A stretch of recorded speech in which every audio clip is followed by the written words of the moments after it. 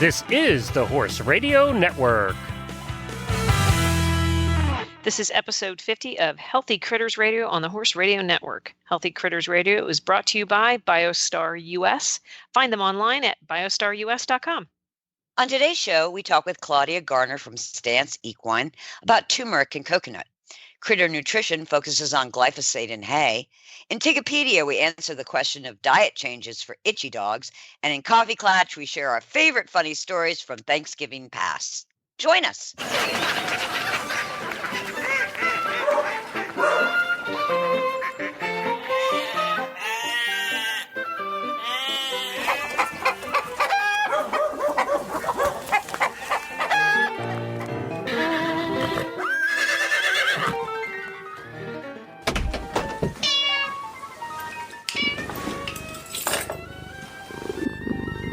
What have you been up to, Patty P?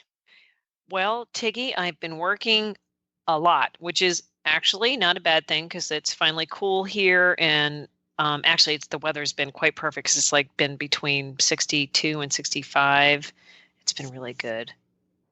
Really nice. So we've been just, got some new horses in and busting our patookies. What have you been doing? Well, I'm getting ready for the big launch. I know. You've had a busy week. You've got a busy stuff going on.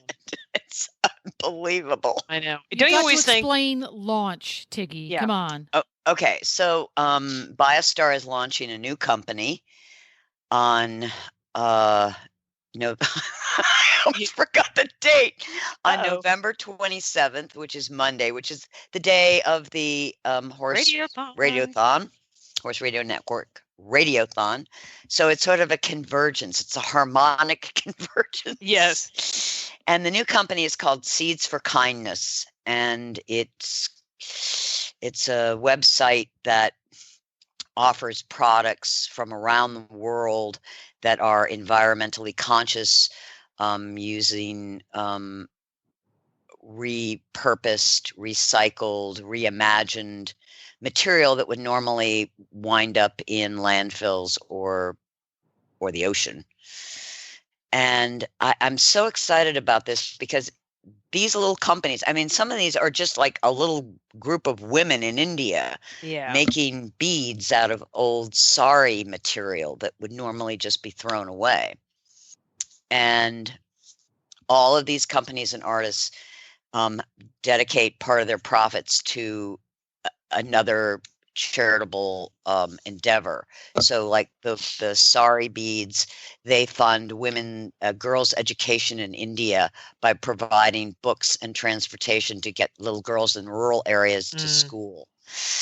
And the greatest thing about this is that Seeds for Kindness also has a dedicated charity, which we will rotate. Right now, it's going to be American Forests. They want to plant 11 million trees in 2018. And some of those trees are going to be planted where the forest fires had devastated so much of California and the Northwest. Oh, wow. That's so... Which is so great. Yeah. So I love trees too. So when you go to Seeds for Kindness on November 27th, you will see products that are so innovative, so cool. And you are not only helping that company's charity, but you're also helping to reforest the forests in the United States. And this is like a flash sale. So we keep rotating products as we sell out. We'll bring in other companies' products in. And the cool thing is it's like this. We're starting with this little community, and I can just see it growing of consumers and companies and artists, and we're all working towards the same goal, which is to make the planet better than when we left it. Yeah, or trying to leave it. I love the ripple effect of it, though, because the consumer, somebody goes to seeds plural for kindness.com. Yeah. And you have a need. You need to purchase an item. A gift, something specific, something to make you feel good because you needed some retail therapy. So you fulfill that need. And by fulfilling that need, you are fulfilling the need of so many more down the line. It's like that ripple effect. That The fulfillment of your need fulfills many other needs on many other levels. It's way beyond just making a purchase. Correct. Yeah. That's just so cool. So it is. Well, I was just sitting here thinking, how those multi-level companies. Yeah. They have. I was just thinking, this is the best version of a multi-level company. It's the really. Good kind. Yeah. Yeah. I mean, that's kind of cool. So Thanks. the website website address is seeds4kindness.com. And on the 27th. Is it up now? It's up and going? No. Okay. No, not till the 27th. Right now it says opening soon. Right. It does. It says opening soon. I'm there right now. Seeds for Kindness, opening soon. Not yet available. Okay. And cool. what I have had so much fun, it's ridiculous fun, is to go and find the companies and order one item so that I can bring it back to Biostar and we can all look at it and say, yeah, that's up to our and I mean, this product will not be on the website on the 27th. It'll probably be the first week in December. But this is an artist in New Orleans. And she gets used guitar string and makes earrings out of them. I mean, that's so really cool earrings. And then she donates part of her profits to the musicians in New Orleans. Oh, how neat. See that ripple effect. It is. It's so cool. And when you put them on, you're in touch with New Orleans and with music, and it's not ending up being trashed. That is so cool. It must be so much fun looking for these things. It is so fun. And we have found some really, really amazing, cool. Oh, this local guy, this artist, his company is called Stuff Made from Stuff. Wow.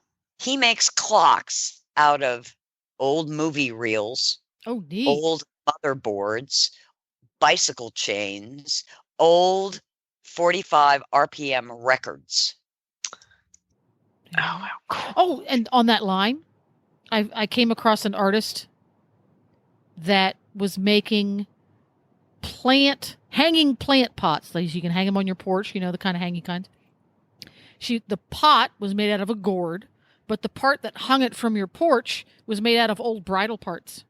Oh, that's just too cool. Oh, wow. Yeah, it was all different. It was bridal parts and martingales and cinches and girls, all kinds of bits of different. Yeah, that's pretty old cool. rotten Oh, that's that really cool. It was, and they were beautiful. I wish I had grabbed her card while I was there. If I ever come across her again, I'll make sure Please send her to me. I will send the information to you because it was so clever. Because what do you do with old tack, right?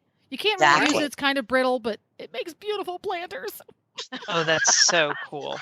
I'm really looking forward to just seeing all the fascinating things that I know. Upcycle. Mm-hmm. Yeah.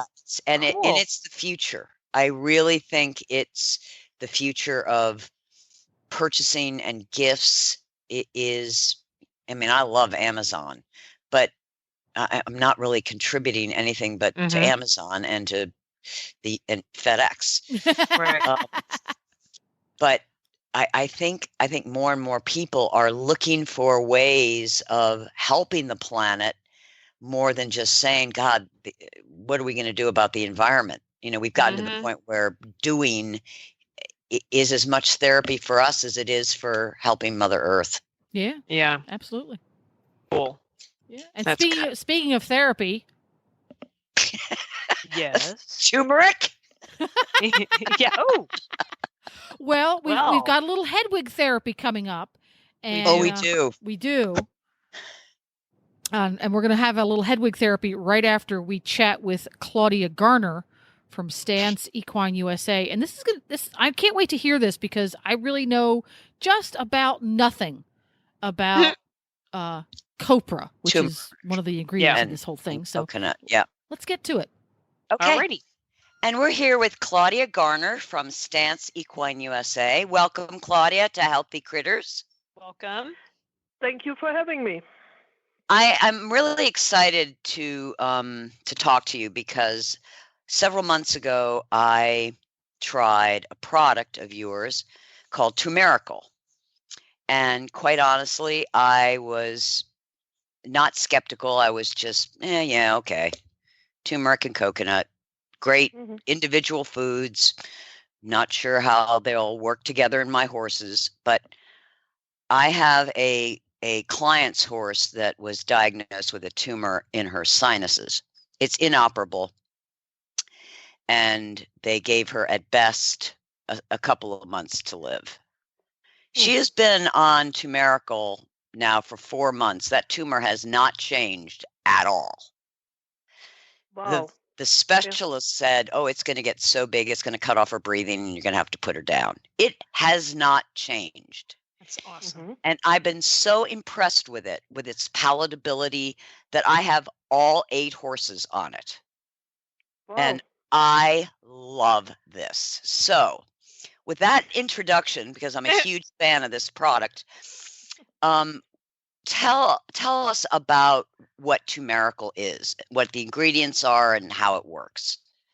Well, I would like to tell you a little bit about how this all came together.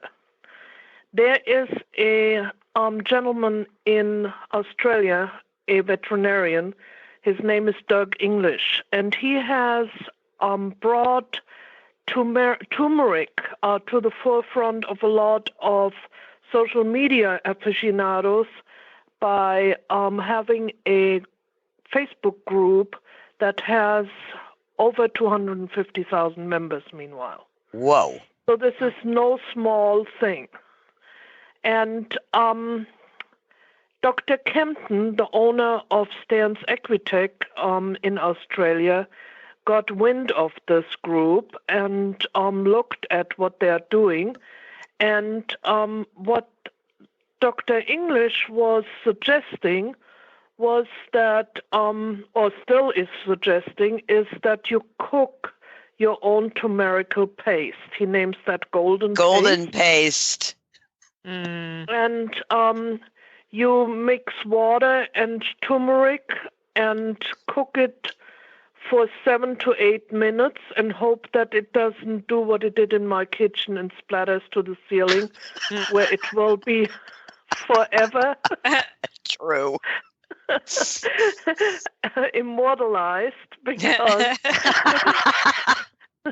turmeric is not a forgiving stain. No. Okay, note to self. Yes. Note to self, do not let it cook unattended. Gotcha. So you do this for 7 to 8 minutes, and then you have to let it cool down quite a bit till it's just warm, and then you add coconut oil or olive oil or flaxseed oil, because these are all oils that do not inflame, so they are really healthy. And then you add pepper to it, and these 2 components are added to it to slow the pepper slows the going through the system down so it can be absorbed, and the oil breaks the turmeric down, because turmeric does not dissolve in water. It only dissolves in oil. Yeah. And so this whole process takes a minimum of half an hour outside of the cleanup. And then it lasts 2 weeks in the refrigerator, or you can freeze it. And then comes another detriment to the whole story, and that is that the coconut oil itself turns into lard. gets hot at 76 degrees Fahrenheit or 24 degrees Celsius. Right.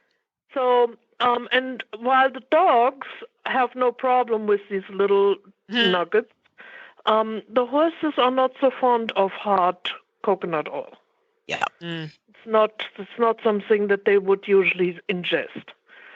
So Dr. Kempton and Dr. English live in the same neighborhood. And so they put their heads together and came up with a formula that puts all of this in a powdered form. So there is turmeric, and there is powdered coconut oil, and there is ground black pepper in this formulation, as it has been until now. And then, and this is what you still have in your barn, but we just got our first shipment of the new formulation, which adds another Turmericle, another turmeric species, which is we usually use Curcuma longa, and now this one is, the new one is Curcuma sandarissa, which comes from a different island, has a little bit different properties, and therefore enhances the whole concoction. Wow. And then and then we have added resveratrol back in. Resveratrol. Mm-hmm. And what does that do? Super antioxidant. Is a super antioxidant, as Tigger says, and it has a synergistic reaction with turmeric. The two parts are working super well together, and it increases their antioxidant properties multifold. Wow. Okay. Yeah, so it'll be even stronger anti-inflammatory. Right. Yeah. What really impresses me about this is that you use the whole plant. And can you really explain why Stance decided to use the whole plant and not an extract? Well, the extract is a kind of a Western medicine idea. The extract has become, since the 1940s, this has been researched in the Western world, this whole turmeric deal. And in order to make a standardized test, you have to have something that you can reproduce. And turmeric is a plant, and you cannot really say how much curcumin is in there. And so they used in the Western world the extract because that was always, whereas the plant has some variables, which is totally normal and no big deal, but it doesn't make for controlled scientific study. And while people in the scientific community, which goes as far as the American Cancer Society, talk forever about turmeric, they then all of a sudden interchange it without stopping and thinking with curcumin, and it's just not the same. Correct. There's so many other compounds in the turmeric that are really important. It's not, you cannot take a piece out of a plant. Correct. Yep, exactly. It's the whole versus an isolated part of it. And this is really important to understand in all feeding. Yeah, yeah, exactly. So for what horses, for our listeners, what would you recommend this product for? What kind of, challenges, health challenges? I give it, now that I have used this for a while, I give it to my horses just so that they don't deteriorate in their age as fast as they would without it. Because so anti-aging. But starting at what age though? I would start with it at 5 years old. Okay. Oh, that's good. That's good to know because I have a coming 5-year-old. That's when they're fully grown. and we know from humans that once they're fully grown, they start to deteriorate. Right. Yeah. Yeah. And okay. I would think that this is the same for horses or dogs. I give it to my dogs all the time. every day. That way the itching has stopped. But let's talk more about horses.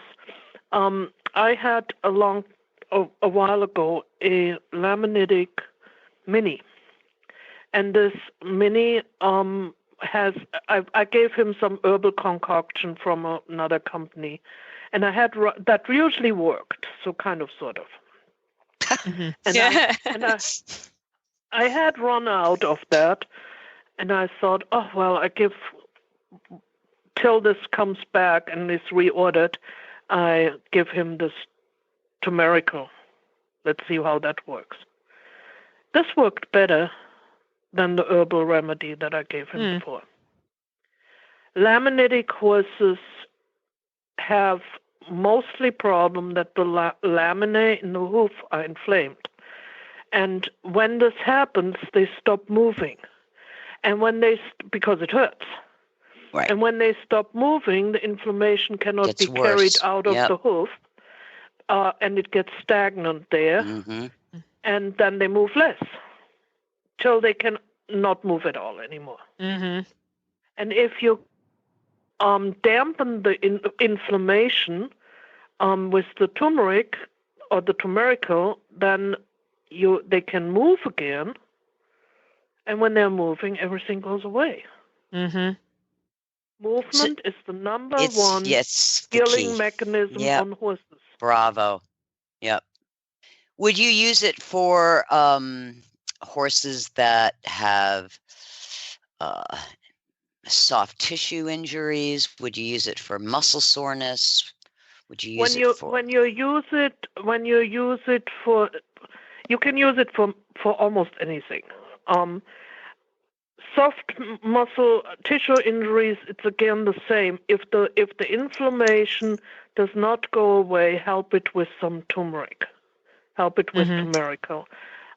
If you have something that is right now not an issue anymore, but in a few months the gnats come out again and it gets warm again, and the little critters start biting on the horses. It is terrific for midline dermatitis.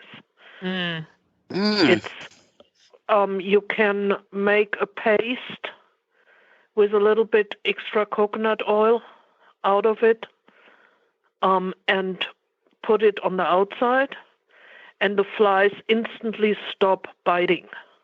Wow. And then you feed it from the inside to heal. Wow. Most healing goes through the inside, and the same is true with sarcoids. When you have sarcoids, you feed Turmericle from the inside, and then you make a paste and put it on the outside. Oh, wow. And in most cases, we always have to be careful what we say, but in most cases, the sarcoid starts drying up and goes away. Wow. It is a miracle with turmeric. Therefore, it's named Turmericle. Mm-hmm. And it really is a miracle. I'm really stoked about this. Yeah. Patty, do you have a question? Because you've got a barn full of horses. Yeah, well, I believe it or not, Tigger, because this is one of the questions I know you're going to ask me later. I've had Stu on this product, and you've had him on Cool Stance. No, I've had him on Turmericle as well. You didn't tell me that. Well, I told you a while ago, and he was taken off of it. Ha ha ha. Anyway, he did awesome on it.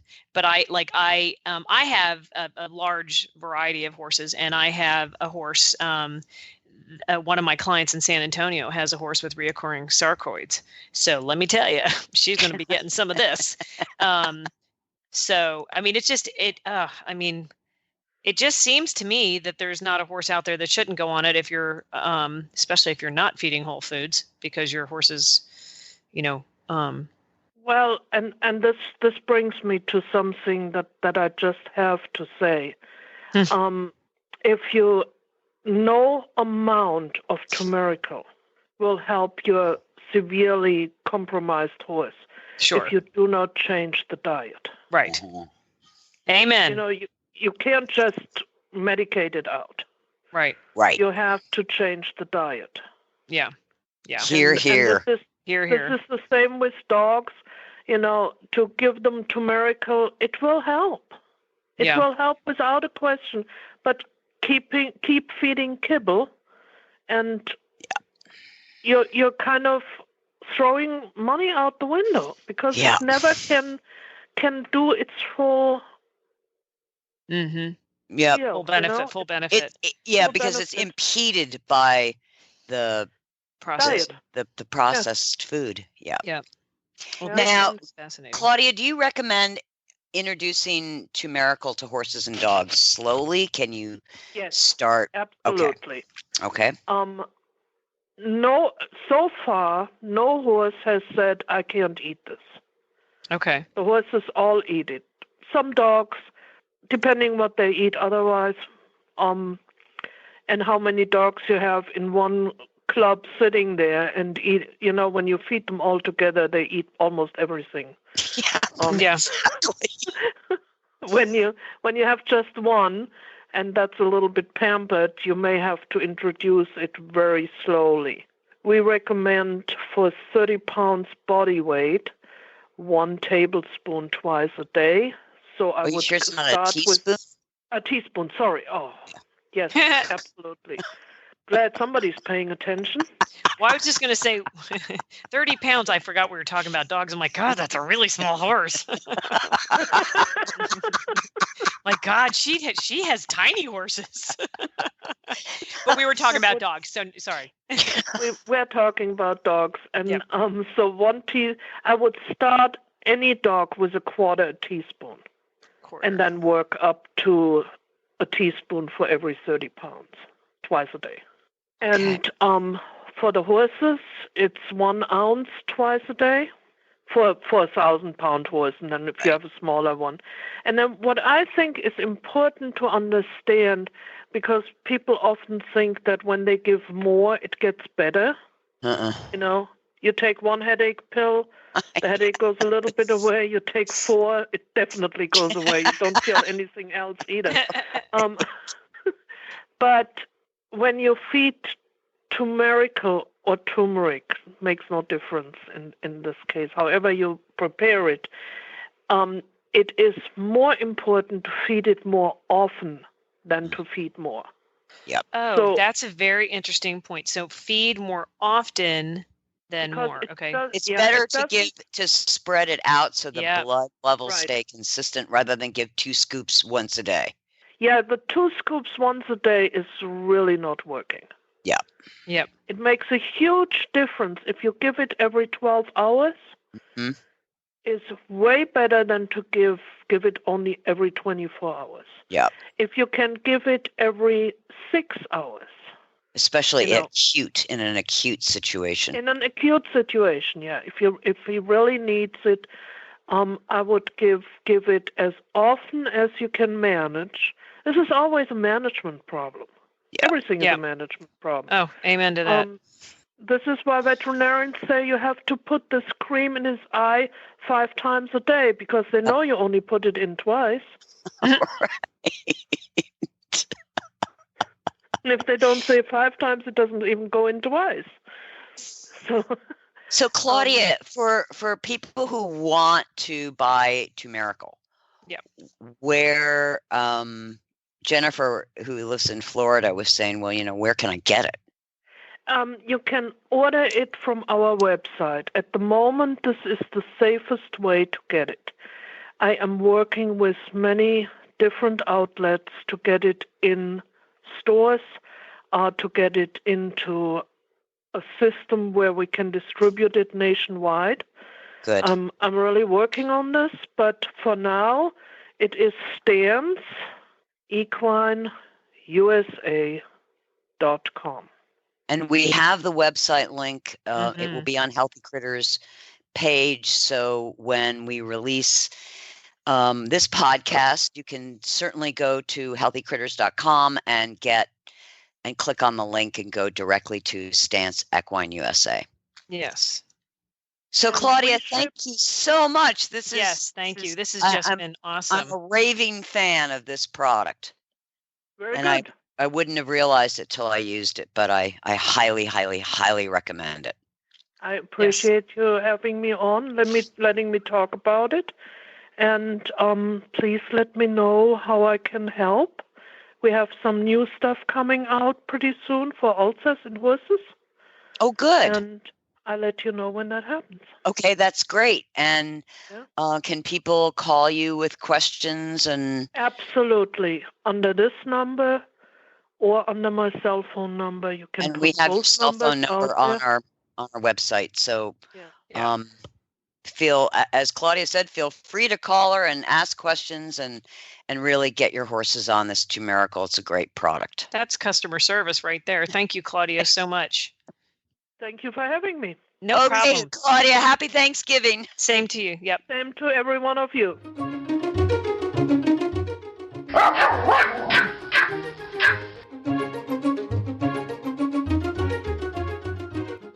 Hello? Hetty. Hi, Hetty. Hello? Tickle and Patty and Jennifer? You sound like you're in the holiday spirit.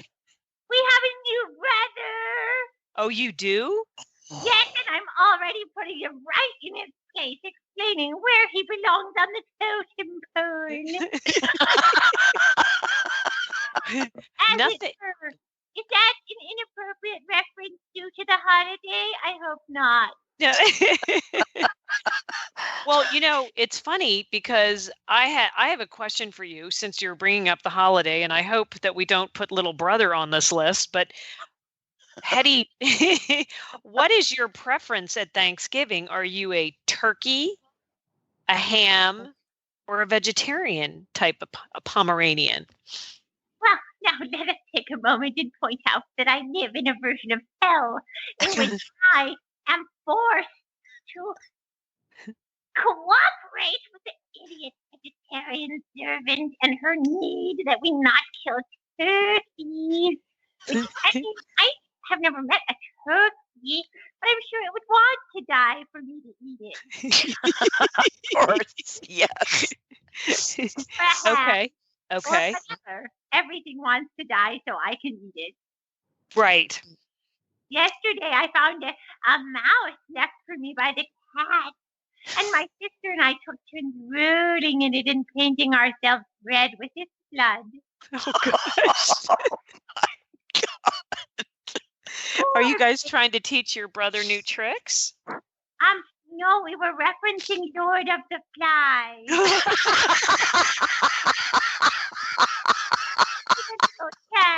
Kill the pig, kill it dead. Kill the pig, kill it dead. It was disturbing in a sort of short, furry way. Well, okay. Well, there you have it.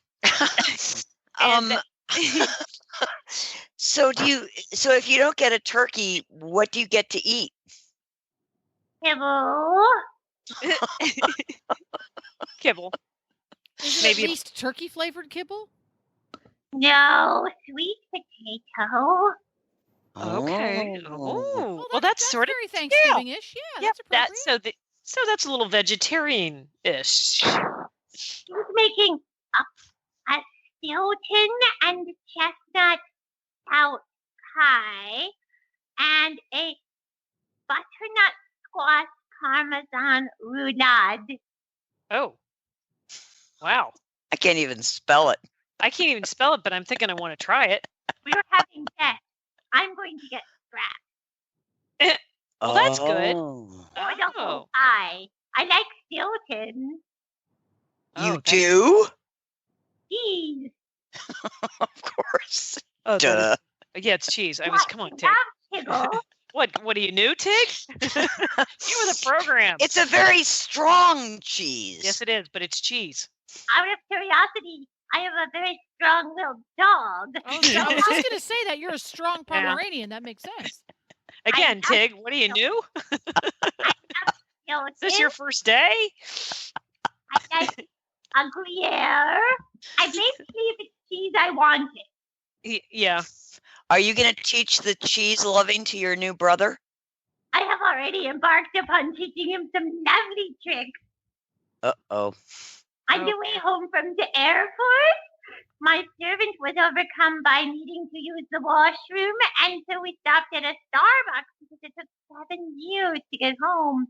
And got a little, and our dinner was late, and she felt guilty. And so got a little tray with cheese and egg, and I might have taken the cheese before she even got to sort out what was in there. I don't know, Hetty. It sounds like you have a pretty darn good servant. Yeah, no kidding. Dive bombed it from the right. She had no chance. Well, okay, Hetty. All right. Thank you for those little pearls of wisdom. As always. As always. Your fans appreciate it. Yep. Go with the egg yolk first. It's delicious. Oh, God. The servant won't eat them, so we get them every day. Awesome. Oh. And I'm looking forward to spending the winter with you in Florida. We're going to have ourselves a time, Higgins.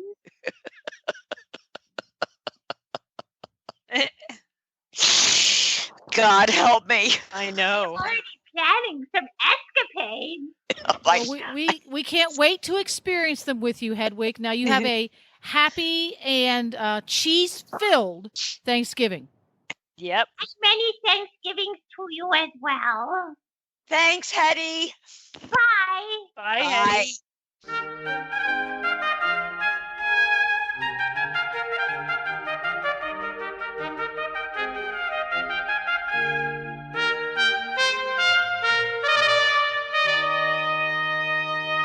So we are now at the Tigopedia portion of our show, and I am always reaching out and asking people, what sort of questions do you have? And this time we have a good dog question, Miss Tigopedia. And the question is, what easy dietary changes can you make if you have an itchy dog? Making it simple, because a lot of people have itchy dogs, and a lot of times it's dietary. What would be your suggestions? You are not going to like my answer. Start right there. Maybe I will, Tigger. Because there's nothing easy about an itchy dog. Right. There are so many possible causes. So the first one I would do is rule out if it's a food sensitivity. Mm-hmm. Okay. And that would start with, if I always give a chicken kibble, switch to a beef. Right. Or switch to a fish or. Right. Okay. And start eliminating. And you can't just do it for like 2 days. You've got to, really feed it for a week or two. Right. To see if it makes a difference. And then if the dog is still itchy, go to a different protein. And after you've rotated, and don't be afraid to use something exotic like rabbit. Mm-hmm. If the dog is still itchy, then there are 2 things I would do. I would absolutely get off kibble. Well, that would be the first thing I personally would do. Right. But a lot of people aren't ready to go to raw, but I would go to raw. Okay. And I would look for what I consider sort of hypoallergenic protein. Mm-hmm. A rabbit is one of them. Quail is another, because the dogs are not used to these proteins. Mm-hmm. So they tend not to have sensitivities to them. Okay. So why is the protein the sensitivity? Well, that's if some dogs, I should say many dogs, have protein sensitivities, and sometimes it's genetic. Sometimes it's because they're fed the same protein day in, day out, week after week, month after month. And the body just, instead of taking it in like a normal protein, starts turning around and fighting it. Okay. I've noticed in my puppy Wookie that she starts scratching after she has chicken. Mm. And I rotate her. She never gets the same meal 2 meals in a row. Okay. But every time I feed her chicken, she itches. Not bad, not terrible. It's a few scratches. You notice it. But I notice it. Exactly. Okay. And the other thing, if changing proteins, rotating foods, getting on raw doesn't really fix the problem, then you need to get allergy tested. Right. Because then it could possibly be allergens in the environment.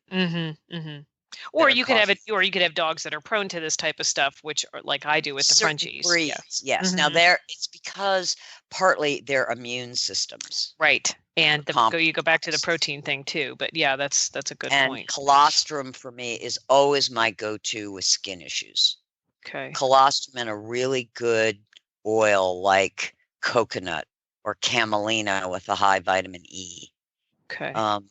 So those would be the quote unquote simple things to do to fix. Yes. Right. And actually, a little plug here, but my new book, The World According to Kemosabe, will be available December 1. And I have a whole section on how to deal with allergies and itching. And that's awesome. Cool. Okay, cool. Yeah. Awesome. Well, we've learned a lot. So if any of our listeners ever have good Tigopedia type questions, or please send them to Patty. Please send them to me. But I'm always getting different types of questions, and I always try to ask Tigger the same question, but in a different way. And she loves that.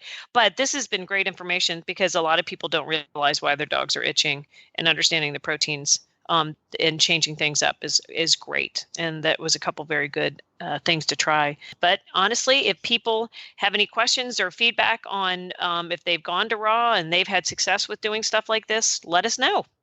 And Tigger, where would they find that at? Where would they find us on Facebook?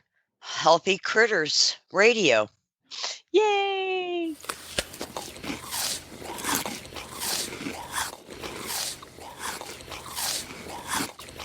And here we are at Critter Nutrition, and I'm going to talk about glyphosate, the herbicide known as Roundup, and hay.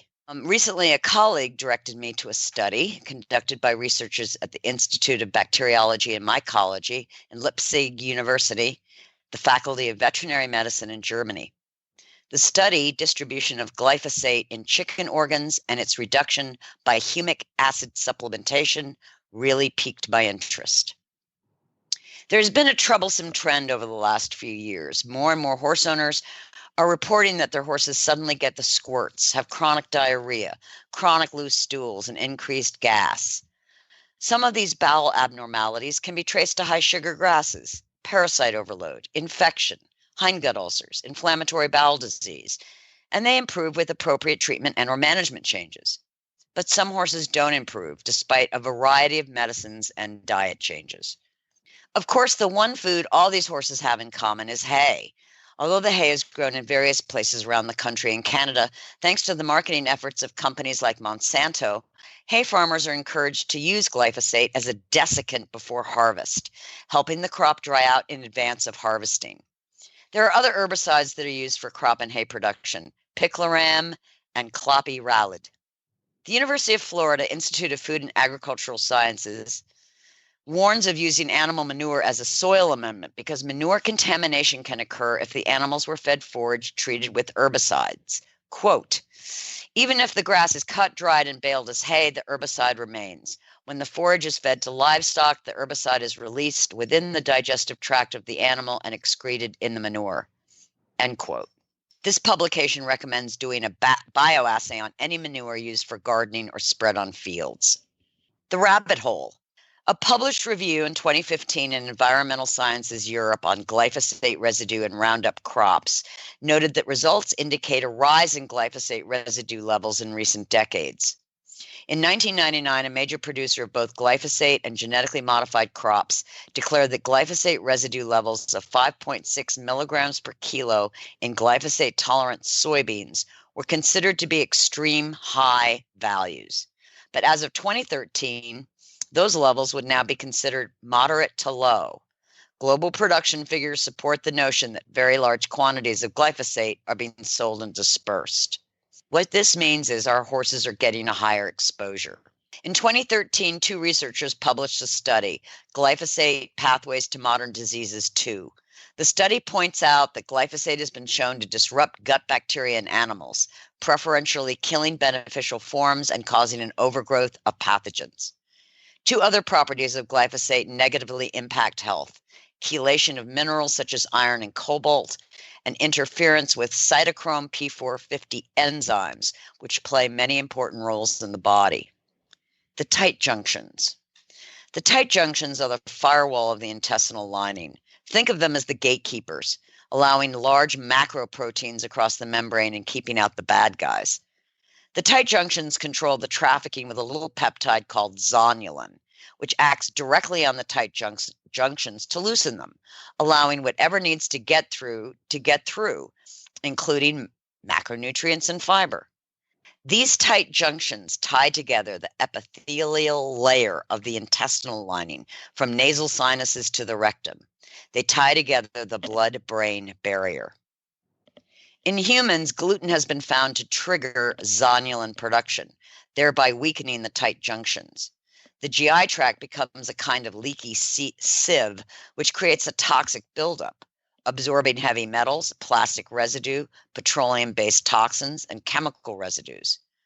We know horses get leaky guts, but what we don't know is if the gluten is causing it.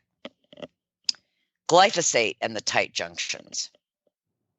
Glyphosate causes the upregulation of zonulin, and in laboratory tests was 10 times more potent in opening tight junctions and causing leaky gut than gluten. But another feature of glyphosate is that it was patented as an antimicrobial. What we know from research at MIT is that the good bacteria in the gut gets killed off by glyphosate. So now we have an increase in zonulin, opening the tight junctions, and a reduced microbiome of beneficial bacteria. Looking to Europe for answers. The German study my colleague recommended that I read was based on the fact that glyphosate residues could be detected in animal feed and animal organs, including liver, spleen, lung, intestine, heart, muscles, and kidney. The study focused on what could reduce the residue and therefore protect consumers from glyphosate residues in chicken meat.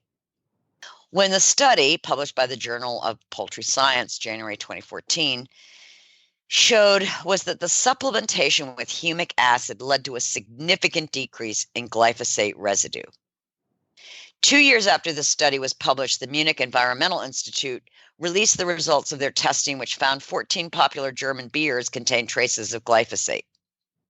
Chickens are not the only animals humic acid has been researched on. Beef cattle, dairy cows, horses, sheep, goats, hogs, earthworms, and emus have been used in case studies that show humic acid does not cause allergic reactions or embryotoxic properties. Scientists at the Agricultural Institute in Moscow reported that humic acid is beneficial for the cardiovascular system, endocrine system, and gastric intestinal system. What is humic acid? Humic acid and fulvic acid are organic substances produced by the decomposition and biodegradation of plant matter. Fulvic acid has a smaller molecule size than humic acid and is able to penetrate the mitochondria of the cell. Humic acid has a higher carbon content than fulvic acid and can increase the level of beneficial microbes. Before our soils became sick, overused, overfertilized, humic acid was part of the soil complex. Peat is one of the sources of humic acid commonly sourced from bogs. The amount of humic acid varies widely depending on the age and variety of plant decomposition of the bog. Lignite, known as brown coal, is formed from naturally compressed peat and is a source of humic and fulvic acid. A more consistent source of humic acid is from the Himalayas, and it's called shilajit. This bioresin was formed during the time the Himalayan mountains were born some 47 million years ago, when the collision of major tectonic plates caused India and Eurasia to smash into each other. Pure shilajit provides 65% humic and fulvic acid. Humic acid in the tight junctions. Research published in the Journal of Clinical Nutrition, published January 2017, showed that lignite extract blocked glyphosate-mediated injury in small intestinal and colon epithelial membranes, even at glyphosate levels 50 times higher than allowable in foods like corn and soy. The study further pointed out that lignite strengthened the intestinal barrier function, thereby helping to reduce tight junction dysregulation. Humic acid for horses and dogs. With my own horses and dogs, I'm taking a proactive approach to glyphosate. I know it is in my hay. My dogs are on raw, but most of the raw protein is grass-fed, not necessarily organic. So I can't be sure they aren't getting some glyphosate exposure. For the horses, I use Biostar's Impulsion or Quantum with the purified shilajit extract, which provides the humic acid. For the dogs, I use Biostar's Juvenate, providing a blend of shilajit extract with Indian gooseberry bound to chromium, a micromineral important in the metabolism of fat, protein, and carbohydrates. Are our animals getting sick because of glyphosate? We just don't know with any exactness. The World Health Organization has declared glyphosate a probable carcinogen. Several studies have shown that glyphosate suppresses the hemoproteins, cytochrome P450 enzymes, and amino acid biosynthesis by the gut microbiome. Other studies have shown glyphosate's effect on specific beneficial bacteria, Lactobacillus, Bifidus, Bacillus, and Enterococcus, and it reduces their population in the GI tract. But the more harmful bacterial strains like E. coli and Salmonella are resistant to glyphosate, meaning their numbers can increase under glyphosate exposure while the beneficial bacteria perish. Humic acid provides an important defense against glyphosate's effects on the body, specifically the gut and the tight junctions. I like to think of humic acid as the Jedi, helping to protect the body from the imperial stormtroopers known as glyphosate. Real horses and real dogs are healthier, perform better, and recover more quickly on real food. That's why Biostar empowers horse and canine owners with 100% whole food nutrition, supplements, and feeding programs. Biostar products are made at their own certified non-GMO facility in Gordonsville, Virginia, using real fruit ingredients that are raw, freeze-dried, or dehydrated, never cooked, and are free from artificial flavors, colors, soy, corn, wheat, and molasses. The Biostar product line includes a wide range of whole food, horse and dog supplements, treats, and unique artisan poultices that embrace the ancient and traditional uses of clay and plants. Visit biostarus.com today and learn about whole foods and canine and equine nutrition so you can make the best decisions about the care and health of your horses and dogs. That's biostarus.com. Whole food nutrition the way nature intended.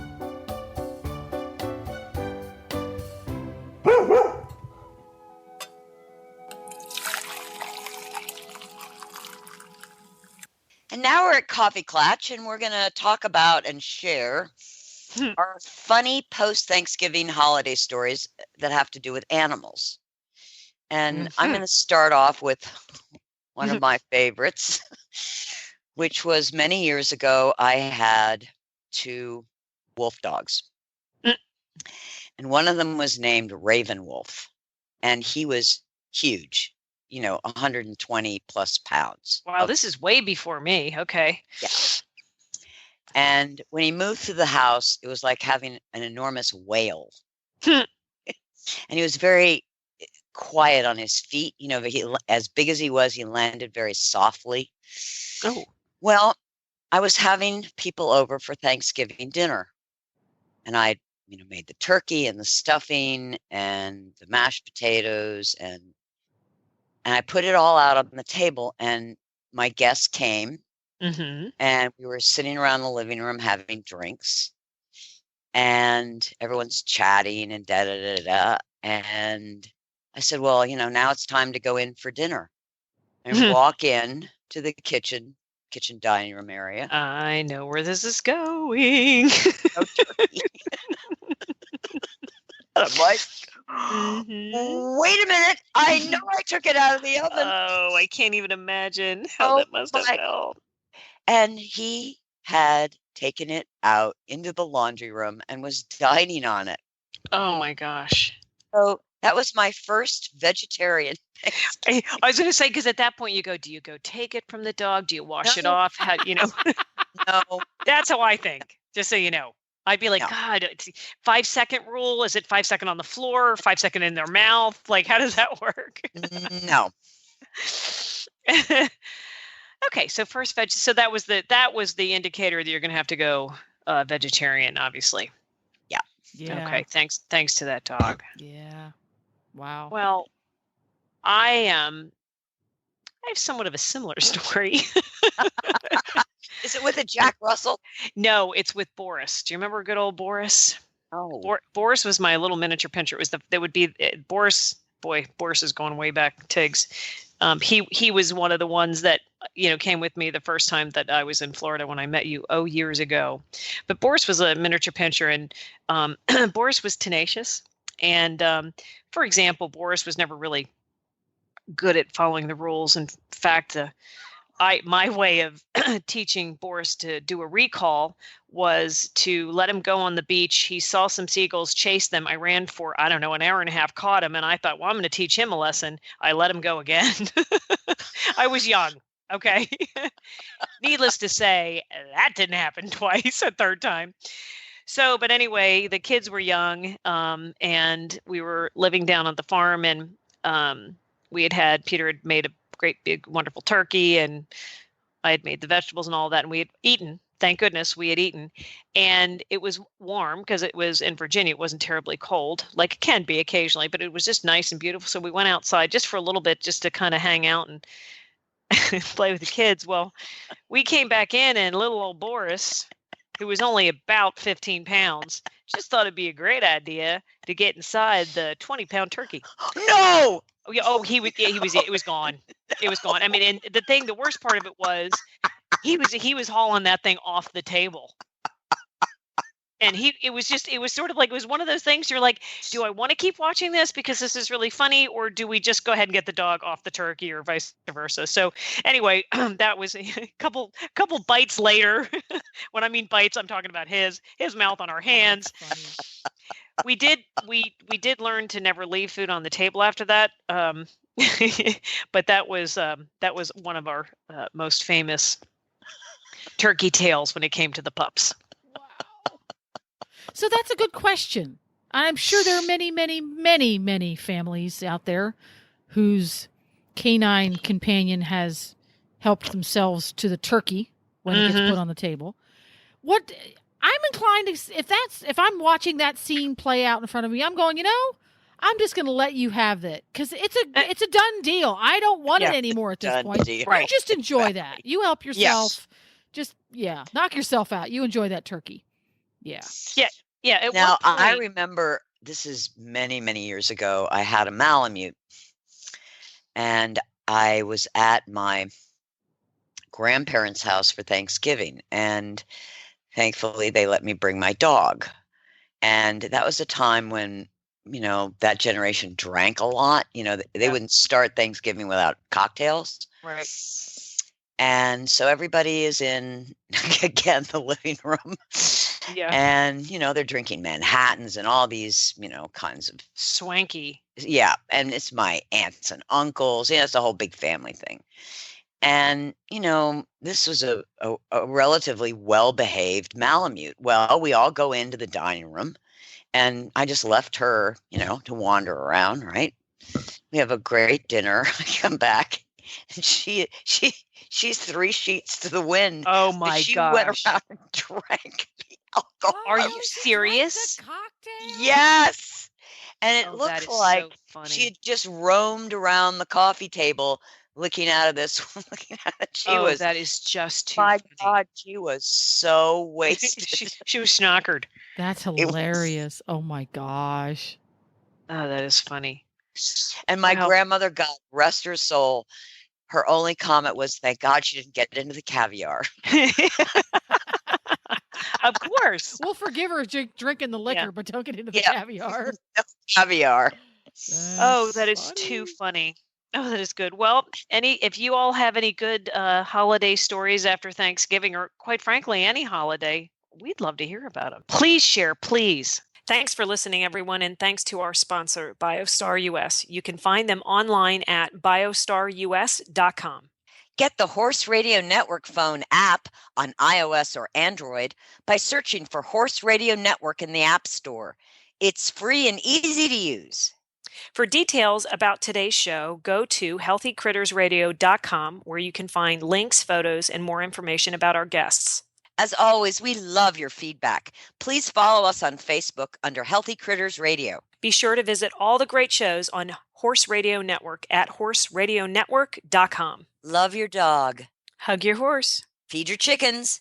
Clean your litter box. Dance with your goat. Slither with your snakes. Howl at the moon. Hang with your hamster. Party with your parrot. Waddle with your walrus. Outwit your otter. Cuddle your cows. Rap with your raptor. Go chipping with your chipmunks. Forgive your fox. While hedging your hog. We also recommend that you rack with your raccoon. Gyrate with your giraffe. Meditate with a meerkat. Uber with your orangutan. Facebook with your flamingo.